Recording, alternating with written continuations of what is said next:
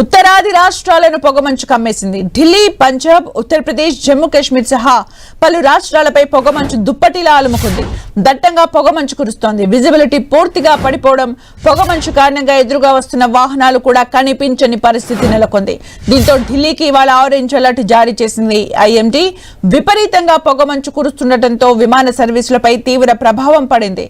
ఇవాళ కూడా ఢిల్లీ విమానాశ్రయం నుంచి పలు విమానాలు ఆలస్యంగా నడుస్తున్నాయి. దీంతో ప్రయాణికులకు అడ్వైజరీ జారీ చేశారు అధికారులు. ఎయిర్పోర్ట్ కు వచ్చే ప్రయాణికులు ఎప్పటికప్పుడు తమ వెబ్సైట్ చెక్ చేసుకుని రావాలని సూచించారు.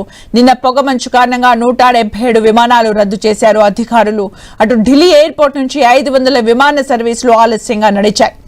అటు ఢిల్లీలో కాలుష్యం కంటిన్యూ అవుతూనే ఉంది. కాలుష్యానికి పొగమంచు కూడా తోడు కావడంతో గాలి నాణ్యత ఇవాళ వెరీ పూర్ కేటగిరీలోనే నమోదైంది. ఢిల్లీ వ్యాప్తంగా 400 పాయింట్లకు పైగా గాలి నాణ్యతలు నమోదైనట్లు సెంట్రల్ పొల్యూషన్ కంట్రోల్ బోర్డు అధికారులు తెలిపారు.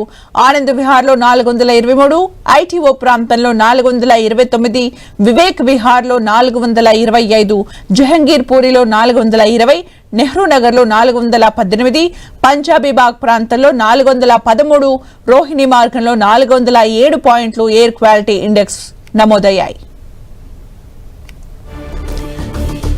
ఉత్తరాదిలో చలి వణికిస్తోంది. జమ్మూ కాశ్మీర్ సహా ఉత్తరాది రాష్ట్రాల్లో చలి తీవ్రత పెరిగింది. ఢిల్లీకి ఆరెంజ్ అలర్ట్ జారీ చేశారు అధికారులు.